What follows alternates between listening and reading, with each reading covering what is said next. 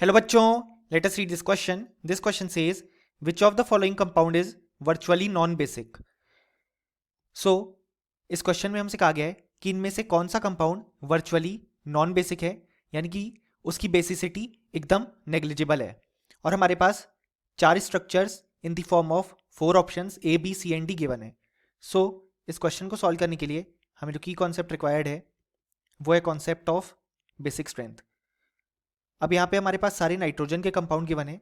सो nitrogen के compound में basically यहाँ पे जो बेसिक स्ट्रेंथ होगी वो डायरेक्टली प्रोपोर्शनल होगी to the tendency to donate lone pair. यानी कि हम जानते हैं नाइट्रोजन यहाँ पे 3 बॉन्ड फॉर्म कर रहा है. सो एक लोन पेयर प्रेजेंट होगा.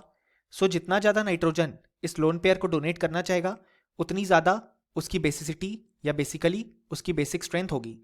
अब यहाँ पे अगर हम ऑप्शन ए देखें तो यहाँ पे हमारे पास है NCF3 CH3 CH3.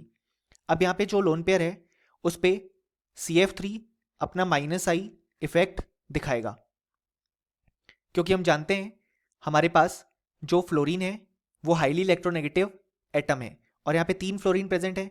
सो वो इस इलेक्ट्रॉन पेयर को अपनी तरफ अट्रैक्ट करेंगे और -I इफेक्ट शो करेंगे, जबकि यहाँ पे CH3 हमारे पास +I इफेक्ट शो करेगा और वो हमारे पास इस इलेक्ट्रॉन डेंसिटी को पुश करेगा.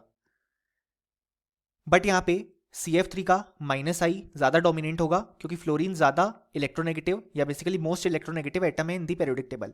इसी कारण से ये जो नाइट्रोजन का लोन पेयर है वो कम डोनेट होना चाहेगा. अगर हम ऑप्शन बी की बात करें तो ऑप्शन बी में हमारे पास NCF3 CF3 CH3 गिवन है. सो यहाँ पे 2 CF3 वाले पार्ट हैं. सो यहाँ पे और ज़्यादा -I लगेगा, जबकि केवल एक ही CH3 का +I लगेगा. सो यहाँ पे जो लोन पेयर है वो और कम डोनेट होना चाहेगा. सो इसकी बेसिक स्ट्रेंथ ए से कम हो जाएगी. अगर हम ऑप्शन सी की बात करें तो ऑप्शन सी में हमारे पास ये स्ट्रक्चर गिवन है. बेसिकली हमारे पास ऑप्शन बी और सी में सेम स्ट्रक्चर गिवन है.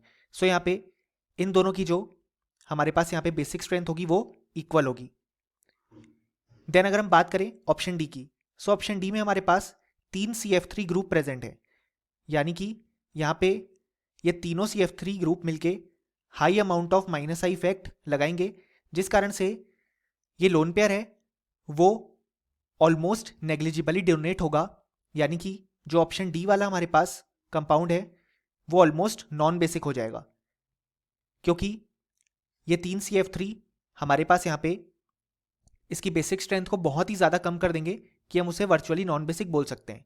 सो यहाँ पे अगर हम बेसिक स्ट्रेंथ का ऑर्डर देखें तो सबसे कम बेसिक आया हमारे पास डी, देन सी और बी की इक्वल बेसिक स्ट्रेंथ एंड उससे ज़्यादा ए. सो हमारे पास जो करेक्ट आंसर आएगा वो आएगा ऑप्शन डी, क्योंकि ये almost virtually non basic compound की तरह एग्जिस्ट करेगा. और हम फाइनली लिख भी सकते हैं कि इस क्वेश्चन का हमारे पास जो करेक्ट आंसर आया वो आया option D. Hope you understood it well. Best of luck.